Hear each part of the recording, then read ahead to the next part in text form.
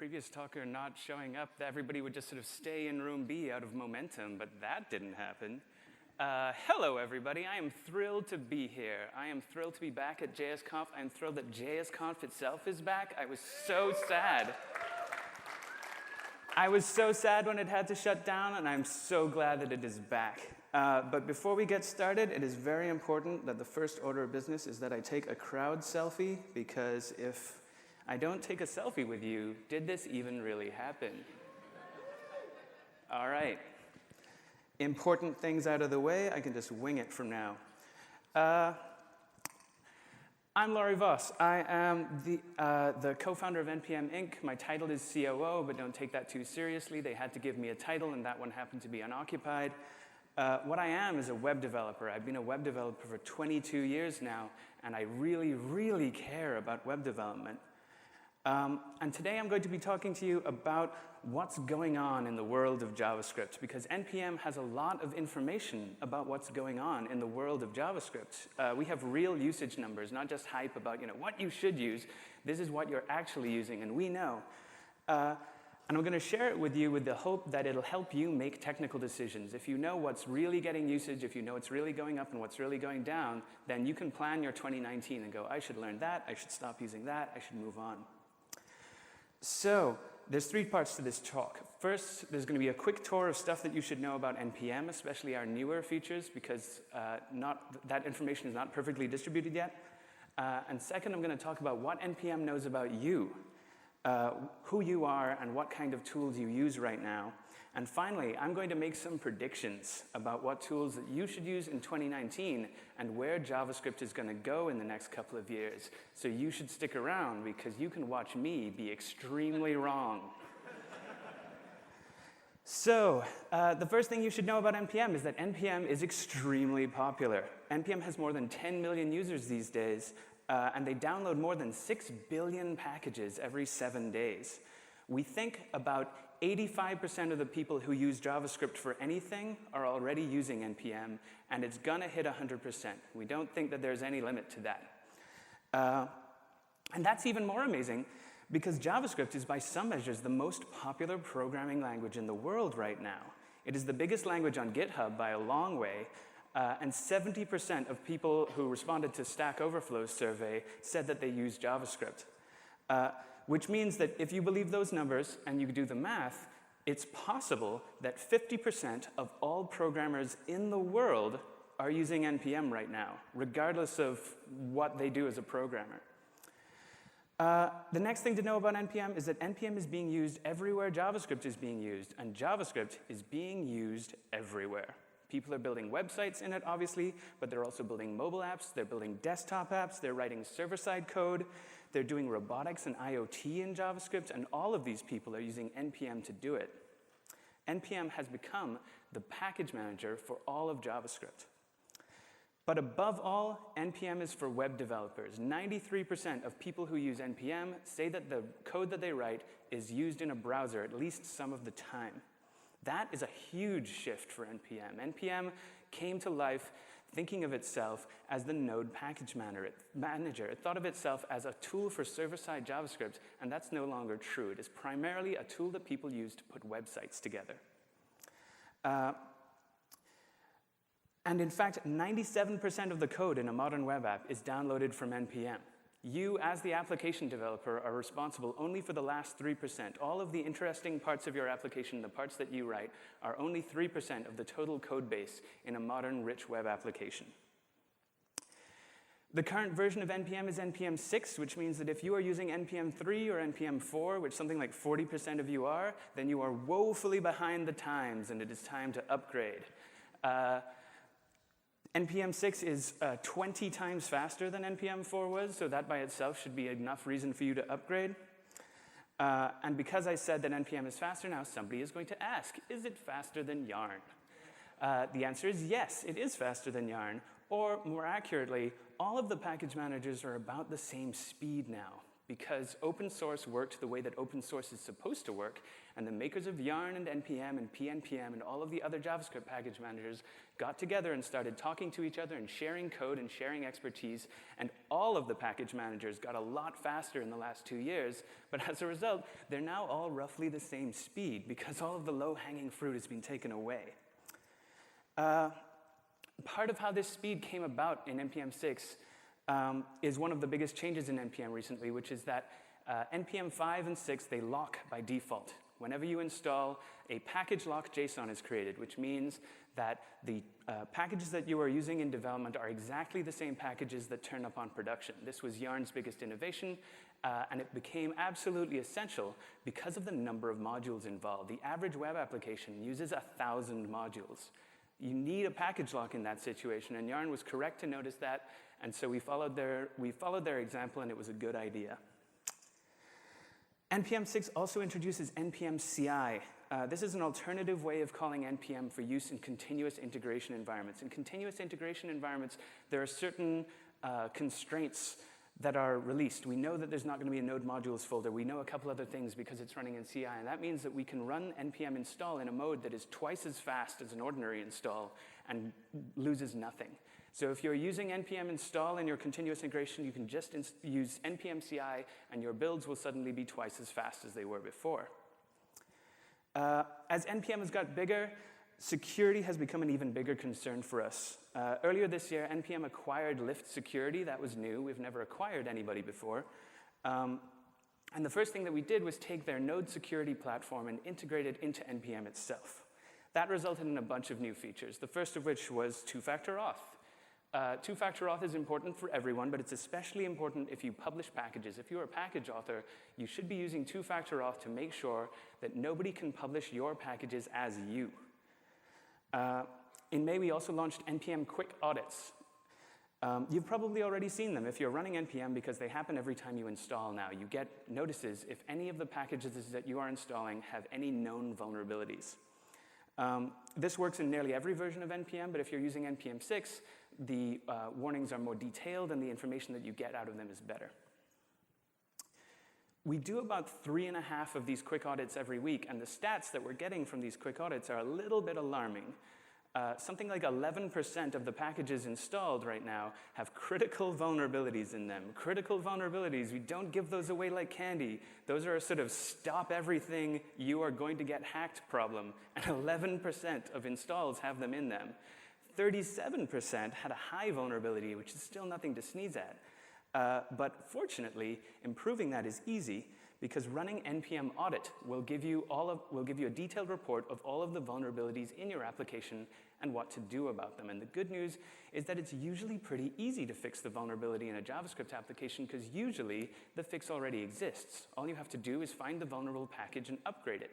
And that's interesting because the way that you upgrade it is you run NPM. So if NPM is giving you this advice that you should run NPM, why doesn't NPM just run NPM and save you that step? That's exactly what NPM does. NPM audit fix will automatically follow the advice that NPM audit gives you and run the upgrades as long as it can safely do so. By safely, I mean it's following semver, so it's only going to bring in patch versions. If the fix is in a breaking version, then you need to run --force to bring in the breaking version. Obviously, NPM isn't going to magically solve the halting problem and promise that your code is going to still work after we've done this upgrade. You should still be running your tests and making sure that NPM has left your software in a working state, but it takes a lot of the grunt work out of keeping your packages up to date and secure. This brings me briefly back to Yarn. We used to say that we didn't care which client people used to access the NPM registry because open source and open standards and everything like that, but we can no longer say that with a straight face. After NPM caught up to Yarn in terms of speed, and with the addition of 2FA and NPM audits, NPM is now safer than Yarn. And if it's safer, then you should be using NPM. It's a huge shocker, obviously, that NPM recommends you should use NPM, but we do. These links are to a blog post from a company that switched to Yarn and then switched back, and a tool that they built that allows them to switch from Yarn back to NPM. One more big recent change with NPM that I should mention is that we shut down our GitHub issue tracker. We still use GitHub for the code itself, But NPM is one of the world's largest open source projects, and the issue tracker was just not scaling to meet our needs. So now we have a discourse at npm.community, which is a URL because this is 2018. It's a sort of combination of an issue tracker and a forum where you can get help with your issues, and you also track bug fixes, and you can track new features as they get developed. And the last thing to know about NPM, and I keep including it because people keep asking this question, is, so how does NPM make money? Are you a charity or something? Fuck no. We are a company. The registry costs millions of dollars a year to run, and we earn those millions of dollars by producing services that NPM users love, like private package hosting and now security services as well. You should really look into them because the registry costs millions of dollars to run. So let's move on to what NPM knows about you. First off, how do I know all of this stuff? Well, there's two ways. First, you're all constantly downloading stuff from NPM, so we can tell what you're downloading. We can tell if you're downloading more of it or you're downloading less of it.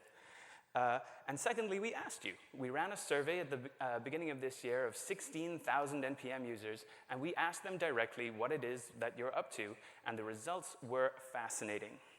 But first, I want to try a party trick, and I have no idea if this is going to work. If everybody could stand up. I'm gonna make, if you can't stand up, just raise a hand or something. I'm gonna make a series of statements about you, and if the statement isn't true, you can sit back down. So stay standing if you use NPM. Stay standing if you write JavaScript for browsers. You write JavaScript at work. You're concerned that maybe the open source code you use isn't always secure. Some of you are lying.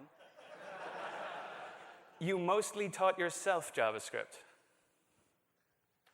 In addition to JavaScript, you also write PHP or Java sometimes.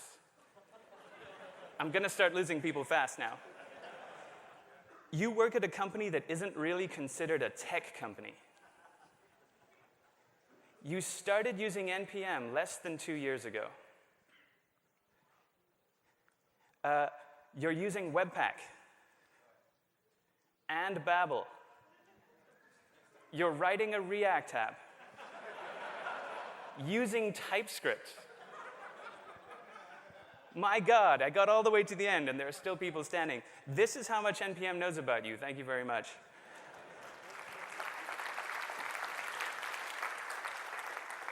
But that was all really fast. Let's go back to a couple of those, because those are really interesting. The first one that's interesting to dig into is that not everybody who is writing stuff with NPM considers themselves a JavaScript developer. 30% of you are writing Java or PHP or Python and tend to consider yourselves primarily those kinds of developers. C# is also pretty popular, and Go and C++ and Ruby are in there. And maybe it was surprising that a lot of NPM users don't consider themselves JavaScript developers, but it probably shouldn't have been. There's a guy at UC Berkeley called Leo Marovich who did a study of what makes people pick a programming language. Is it because they like it? Is it because it's performant? Is it because of the language features? Is it because it's familiar? He discovered that the dominant reason that people pick a programming language is the availability of open source libraries in that language. Whether or not they like the language, if there's a library that lets them get shit done, they will pick that language to do it in. And that is exactly what you said when we asked you. People say they pick JavaScript because of the libraries available. Another way of putting that is people pick JavaScript because of NPM. There were a bunch of other reasons that people mentioned about why they picked JavaScript, including a sad 15% who said that they didn't get to choose whether they used JavaScript. Interestingly, this group was almost exclusively Ruby developers. Another important finding was how big a concern to most people security of open source JavaScript was. 77% of people said that they are concerned about the security of their open source JavaScript. And more concerningly, 52% of people said that the tools to check that open source JavaScript is secure and reliable were not good enough. I talked about all the security features that we've been adding. This is the data that made us do that. We looked at what you said, and you were like, holy shit, it needs to be more secure. So we built a bunch of security features, and we bought a security company. So now would be a good time to mention NPM Enterprise. If you're a big company and you're worried about the security of your open source JavaScript, well, first off, good call. It's scary out there. And secondly, we can help you with that. NPM's Enterprise service will give you your own registry domain that allows you to completely control what JavaScript makes it into your network. It'll give you security alerts and a ton of other great security features. And I promise this is the last paid plug for our wonderful, delightful paid features. So that's a little about who we are as NPM users, but what I promised you was information about what tools you can use or what tools you might want to use in 2019. And to do that, we need to look at what tools you're using right now. The thing about developers, when you tell them about what tools are getting unpopular and more popular, is that they get really passionate about their tools. And if I tell somebody that the tool that they love is getting less popular, they tend to get really defensive and kind of rude on Twitter. And all I'm saying is that these are the numbers that we're seeing. We could be wrong. These things are going up. These things are going down. I don't have a dog in this fight. I'm not here to tell you that your framework is a piece of shit. I'm here to tell you that the numbers are going down. If you want me to tell you that your framework is a piece of shit, that is what the pool party is for afterwards. So, before I show you a bunch of angry-making graphs, I need you to get something into your head, which is this is how the registry grows. It grows 10% month on month, every month, for years. This is extremely difficult to get a human brain around. The registry has grown 14,000% since 2014. The fact that the registry is growing so ridiculously fast means that new users are constantly showing up. In fact, as I was showing you earlier when you were standing up and sitting down, 51% of NPM users have been using it for less than 2 years. That means that everything in the registry always has more users. Everyone's graph is going up and to the right. Even the shittiest packages are constantly acquiring new users just because there's so many people showing up and trying out new stuff. So look at the line at the top of this graph. That is Express. Express is bedrock to NPM. Practically everyone who uses NPM uses Express eventually. Here's a graph of the Express downloads as a share of the registry. This is the metric we're going to use for the rest of these graphs. This is not how absolutely popular Express is. Express is acquiring users incredibly quickly. This is how popular it is relative to everything else in the registry. And so Express used to be 1.5% of the registry all by itself. Now Express is 0.1% of the registry. 0.1% of the registry is enormously popular. 0.1% of the registry is 4.8 million downloads a week. It is staggeringly popular. It's just less relatively popular than it was before. And all of these graphs are going to use this strange and slightly confusing but very revealing metric. So, let's first take a look at some front-end frameworks, starting with Backbone. As you can see, back in 2013, Backbone was the shit. It was almost as popular as Express. But now basically nobody uses Backbone. And by basically nobody, I mean 250,000 downloads a week. The thing that you can see with the Backbone graph better than any other framework, any other graph, is the pattern of how a framework dies. People do not switch horses midstream. They do not change what framework a project is written in after the project has started. They continue to maintain old projects, and they start new projects in the new framework, and they slowly retire old pieces of software written in old frameworks. So framework usage never falls off a cliff. It has this long, slow decay. Because nobody's writing new projects in Backbone these days, it's safe to say what's happening is that a lot of people are maintaining legacy applications written in Backbone. Raise your hand if that's you. Right. 250,000 downloads a week. So now let's take a look at React. React is goddamn running away with the web. 60% of people who use NPM report that they are using React at least some of the time. And I told you there were 10 million of you, so that means there are 6 million developers working in React these days. That is huge usage and really impressive growth considering how big it already is. But it's no longer runaway growth. If you look at that graph, it seems to be sort of maybe slowing down. We're going to look at that a little bit later to see what's going on there. But first, we're going to look at Angular. Angular is an extremely popular framework. I want to get that out of the way. In our survey in January, about 40% of our users said that they used Angular, which is to say about 2/3 as many as use React. But our downloads data says something a bit different. Our downloads data says about half as many people use Angular. The Angular community was very quick to point out this discrepancy and to yell at me angrily on Twitter about why that might be. So I'm not going to say that Angular is getting less popular. I don't have enough data to be sure that Angular is getting less popular. What I do know is that Angular is seeing fewer downloads than it used to. And the downloads peaked in 2017 and are now in a pattern of slow decline. Ember is an unusual story. Ember was pretty popular in 2015, and then it went through a sort of rough patch. But in 2017 and 2018, it's making a comeback. This is really unusual. I've never seen a framework bounce back before. But now Ember is seeing really healthy growth. In January, about 4% of NPM users said that they were using Ember, and you could expect that number to be about twice as big now. Roughly as popular as Ember is Vue, but Vue is a different growth story. Vue is just taking off like a rocket right now.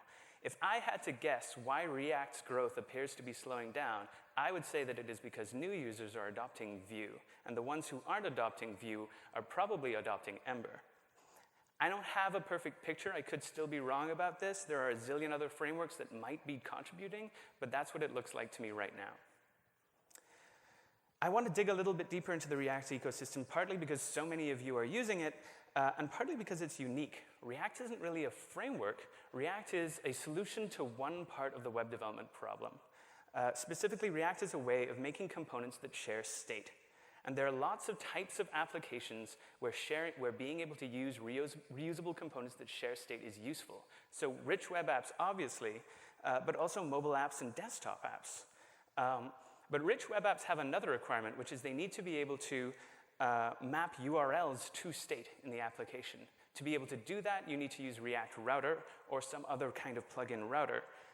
Much like React itself, React Router grew quickly and has now leveled off. But as you see, it's leveled off at about half the level of popularity of React itself.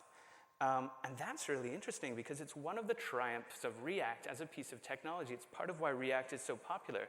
They managed to successfully decouple these functions. Every framework that I was aware of prior to React was a sort of kitchen sink framework. They had their own component model, their own router, their own data model, their own everything. React only has a component model, and by letting people choose their own solutions for the router and the data model and everything else, it has created a more flexible design, and that means that it's getting greater adoption simply because it's adapting to more use cases. So React is more than twice as popular as React Router because there are lots of applications that use routers other than React Router, and there are also lots of React applications that don't need a router at all, like mobile apps and desktop apps. So speaking of React's decoupled model, let's look at Flux. Flux was introduced by Facebook at roughly the same time as React, and it was coupled with GraphQL. Flux was how Facebook expected that you would manage state in large web applications. And as you can see, that didn't happen at all. Imagine if Facebook had coupled these together. Imagine if you couldn't use React without using Flux at the same time. Flux's unpopularity would have dragged React down with it, and that isn't what happened. Instead, what happened is React took off, and people use Redux instead to manage their state. As you can see, Flux's downturn coincides exactly with the introduction of Redux. As soon as Redux became available, people abandoned Flux en masse. Then Redux and React Router track each other. They're a very popular combination. They're almost always used at the same time. I mentioned GraphQL earlier. GraphQL started in React land and has now expanded beyond it. And it is red hot right now. There are two big libraries for using GraphQL on the browser. One is Apollo and one is Relay. But as you can see, Apollo is the one that's really running away with it right now. So far, I've spent a lot of time focused on front end, and that is because that's what NPM users mostly are. But 70% of you are also writing server-side applications. So what frameworks are people using on the server side? Well, they're using a whole lot of Express. In fact, relative to Express, nothing else even shows up. So what if we take Express out of the picture? What does it look like? In blue is Koa. Koa is a sort of spiritual successor to Express. Koa's relative popularity is pretty flat, but keep in mind that flat relative popularity means that Koa grew 14,000%. So Koa is doing really well. And this is why share of registry is this useful but confusing metric. Sales is, as the name suggests, a straight-up port of Ruby on Rails to Node. And as the graph suggests, that seemed like a good idea at the time. Happy is a framework that NPM used to use on our own site. We switched earlier this year to using React instead. Happy's relative growth is also pretty flat, which again means 14,000% growth, pretty healthy. And then there's Next.js, which is from Zeit. Next.js is a sort of all-in kitchen sink framework, but it uses React for its component model. So if you like React, but you don't want to have to make all of these pain-in-the-ass decisions about routers and tooling and all of that other stuff, you just fire up a Next application and you get a React app without having to think too hard about it. I personally think that's pretty cool. And people seem to agree with me because in relative terms, it is growing really, really fast. So how are we doing so far? For the next part of this talk, I need to split the room into two pieces. So everybody on this side of the line is Team A. Everybody on this side of the line is Team B. Let's hear it from Team A. Team B. Team A again. Team B again. Fantastic. I'm not going to use that for anything. It's just to wake you up after 20 minutes of graphs. So we've talked about frameworks. We've talked about frameworks a lot, but a big part of what people use NPM for is tooling. To help in their build chain and their tooling and everything else, we have fantastic data here. The first of that data is that people want less tooling. People hate tooling. They would like to not use any tooling at all, please. Could we just burn it all down and have it built in? That would be great. But to be able to do that, we need to know what tooling it is that we're using in the first place. So 85% of us use web frameworks, unsurprisingly. That compares to the 93% of us who are writing web apps, which means that 8% of us are rolling our own, dear God. 74% of us are using transpilers, 69% are using linters, 67% are using bundlers, and 80% of those are using Webpack.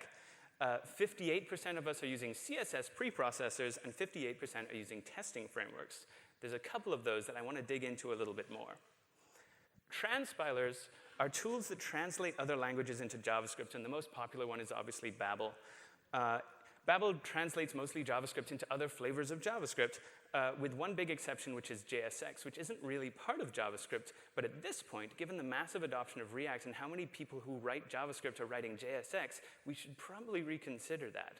We should probably be thinking about how JSX becomes a first-class part of JavaScript, if it's that popular. CoffeeScript is still in there, and Elm and ClojureScript have small followings, but the really big surprise here is TypeScript. 46% of us are writing TypeScript. Who knew that? Well, 46% of you, I guess. TypeScript is mostly JavaScript. It just adds types. There was a talk about it 2 talks ago. And types are just a sort of form of built-in testing that allows large teams to scale up by making things a little bit safer. Microsoft launched TypeScript with its own package manager, but the community sort of rebelled and was like, we hate using 2 package managers. Let's just use NPM. And to their credit, they did. Microsoft switched types into using NPM as their main registry, which is very new Microsoft of them. And they did it without asking us if that was OK, which is very old Microsoft of them. Linters, as 70% of you know, linters are tools that tell you if your code is nice. They will check for obvious errors. They will fix your syntax for you. They will add a style guide if that's what you want. They're super popular. And by far the most popular of them is ESLint. And you may have heard about ESLint recently because there was a security incident involving ESLint. ESLint, like most open source, is maintained by a team of volunteers, and that team of volunteers are mostly experienced developers who know what they're doing. But unfortunately, one of them was being a little bit lazy, and he hadn't turned on 2-factor auth for his account on NPM, and to make matters worse, he was using a password that he'd used on another website. That other website was compromised, the password was stolen, and long story short, somebody got that password and used it on NPM and got access to his account. What that attacker then did was publish a new version of ESLint, and that version of ESLint had a credentials harvester in it. If you downloaded and installed ESLint that day, your NPM login tokens would be transmitted back up to the internet and stolen. This could have been a disaster. This is the kind of thing that keeps us up at night. It would have been possible to take those stolen tokens, to hijack other packages, to publish compromised versions of them, hijack more people. Suddenly you have a huge, huge problem. But what happened instead is that people noticed really quickly, because there's 10 million of you, and you're all developers. Within 30 minutes of people noticing, we had put an advisory up and taken down the offending package, and NPM Audit was warning anybody who installed the bad version of the package that it was bad. And then we reset the login tokens of all 10 million NPM users in case any of those tokens had been stolen. And as far as we can tell, it's been a couple of weeks now, it worked. Nobody else's tokens were used, and no other packages seem to have been compromised so far. And we had a bunch of third parties double-check our work on that one. But this is why NPM is taking security so seriously, because with 10 million users, the very small percentage of users who are bad is still a very large absolute number of people. So you have to use two-factor auth. It is now possible to enforce two-factor auth on a package so that the ESLint team, for instance, can enforce that nobody is able to publish a copy of ESLint unless they have used two-factor auth to do so. And you should use NPM 6 because it will warn you about these things. So now back to our tooling stats. I mentioned testing frameworks. A great deal of you are using Mocha. Jasmine is also very popular. Jest is extremely popular, which is unsurprising given its connection to React and how popular React is. But sitting up there at number 3 is none. Come on, 21% of you can't be bothered to write any tests at all? Surely you can do better. And the fun part is, I know that you can do better, and in fact, I know that you will do better because the data told me that you would.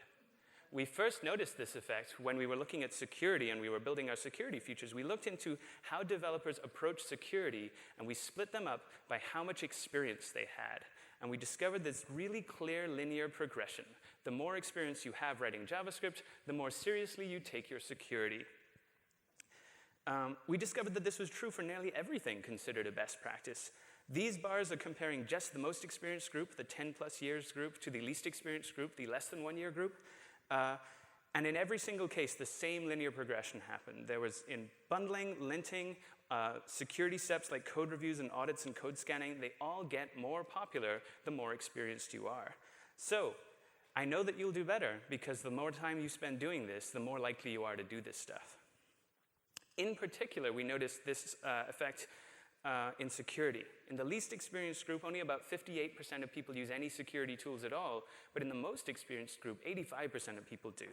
And the good news is that you can get into the 85% group just by upgrading to NPM 6, because you'll get automatic scans. This, again, was the data that made us build that feature. We didn't just build it for no reason. We built it because 16,000 people said, could you build this feature already? So we did. So now we come to the future of JavaScript. This is the part where I must make some bad predictions, and you get to take pictures of me standing in front of slides where I make bad predictions, so when the predictions turn out to be bad, you can make fun of me with this big picture where I say something that's obviously wrong. So let's begin. The biggest prediction that I can make is that nothing, and the most likely to be accurate, is that nothing lasts forever. Backbone was once the dominant framework, and it is now an afterthought. jQuery, which revolutionized web development, pour one out for jQuery. It's not relevant anymore. It's been superseded. Any framework or tool has a heyday that is measured in a handful of years and then a long, slow, lingering death. So don't cling too tightly to your tools. You should expect 5 years from now that your tools will have rolled over because that's about as long as they live. On the front-end framework side, it would be unwise to bet against React. At least for the next few years. React has a ton of users, but possibly more importantly, React has a ton of modules. The reason React having lots of modules is important is because, as I mentioned before, the reason people choose languages is because of the availability of libraries. People put up with all of this pain-in-the-ass tooling in JavaScript that they tell us that they hate because NPM has 770,000 packages in it. And that huge pile of delicious, delicious libraries keeps everybody coming back, even though it's kind of a pain in the ass to do so. React might be able to pull off the same trick. And if it does, it's going to be unstoppable. There are React components that you can npm install. If you npm install React Color, you get a color picker in your web app. You don't have to do anything other than drop a tag into your web app to use it. That, my friends, has been the dream of web development for a long time, and React is the first time I've really seen it work. Will React become the UI library for the web? Will React components become the way that we put websites together, and we'll stop building things from scratch and just dump a bunch of components into an web app? It is too soon to know, but it could do it. It's too soon to predict that because, as we said, React is kind of slowing down. Is it Vue that's causing that? Is it Ember that's causing that? Or maybe it's just that React, while very, very flexible, more flexible than any web framework has ever been before, is still not flexible enough to cover 100% of web development use cases. It could be that no framework can ever win. No framework can ever be the single framework that every web app is built in. In fact, that's a pretty safe guess, but not a terribly useful one if you're trying to decide what to use. So I would say, in the meantime, you should probably bet on React. React has the users, and the number of users you have is a big deal when it comes to picking a framework, because you want to be where everybody else is. You want them to write the tutorials. You want them to find the bugs. You want them to answer your questions on Stack Overflow for you. And for that, React is the safest bet right now. If you don't like React, there are a couple of good reasons to pick other things. Angular has the support of Google, and since Google isn't going anywhere, Angular isn't going anywhere. Vue has the momentum, and it is definitely the new hotness right now. And keep an eye on Next.js, because it's the power of React with a lot more convenience, and I think that has a lot of power. And as I said, Ember has a bit of everything. It has lots of users, it has good corporate support, and it's got some new momentum. In 2019, if you're looking for something new to learn, if you're looking for something to really get your head around for the first time, GraphQL is the thing that it should be. GraphQL is about to be huge. There are whole startups built around providing services for GraphQL. The tooling around it is getting better, and it has some real advantages. If you are building server-side APIs or you are consuming server-side APIs, you should look into whether GraphQL can help you do that better. And when it comes to bundling, transpiling, and linting, I can safely predict that if you don't already, you will start doing these things. The data says that as you gain experience, you will pick these up. Webpack has 80% of bundling, and it seems like a safe bet for a while. ESLint will almost certainly stay the most popular linter, and Babel will remain the transpiler of choice. But don't forget about TypeScript. 46% of you are already using TypeScript, and that's still surprising to me, even though I've been staring at this data for months. So the biggest prediction of this talk may be that you will stop writing JavaScript and start writing TypeScript instead. An obvious question that comes out of that prediction is what happens to NPM if everybody stops writing JavaScript and starts writing TypeScript instead? And the answer is nothing. And the way that I know that is because it already happened and you didn't even notice. A big percentage of the modules on NPM right now are native code. They're C, they compile when you install them, and you use them in JavaScript without even noticing that you are using a pile of C. Even more packages are written in ES6, which is JavaScript, but not the JavaScript you can actually use in a browser. Everything just gets transpiled before it goes to the browser. All of React is written in ES6, which is a version of JavaScript that doesn't really exist yet. And you didn't notice. React just happened, and you didn't have to care about the fact that it's written in this imaginary version of JavaScript. There are tons of packages written in CoffeeScript and TypeScript and a whole bunch of other languages, and you've not noticed that any of them are there, and that is great. That interoperability is amazing. One of the most exciting developments on this front is WASM. That's WebAssembly to you and me. WebAssembly lets you write in any language, any compiled language, and turn it into JavaScript. But unlike transpiled JavaScript, it runs as fast as native code. You can get desktop-like performance in the browser using WASM to compile native code. That's a really, really interesting idea. It provides a way to give web apps really amazing performance for computationally expensive tasks. And the best part of it is that it's already here. And again, you didn't notice. WASMPack is a tool from Mozilla that lets you write code in Rust and then publish it to NPM just like any other JavaScript package and use it from JavaScript without noticing. In fact, it seems like it's already leaking its way into the registry. So WASM might already be in your stack without you noticing. And that brings me to my other big prediction, which is no matter what happens, NPM is here to stay. Whether JavaScript stays big or whether web development becomes writing a bunch of applications in Rust, the huge pile of delicious, delicious packages is going to keep us coming back to NPM for a long time. NPM might one day be a registry that's not full of JavaScript, but it will still be the way that you put websites together. I've been doing web development now for 22 years, and it has always thrilled me, and no less so than right now. The stuff that we can do on the web is amazing and wonderful and scary, and the tools that we use to make it are ad hoc and broken and partially fixed. And my final prediction is that that's the way it's always gonna be. We remake the web so quickly that the tools are never going to be done. It's never going to be finished. It's never going to be a perfect story. And that is how you know that the web is growing. That's why the web has managed to stay so vibrant for so long, because it reinvents itself every 5 years. I find that tremendously exciting. I hope you find it tremendously exciting. And I hope you all stick around for the next 22 years to see what happens. Thank you very much.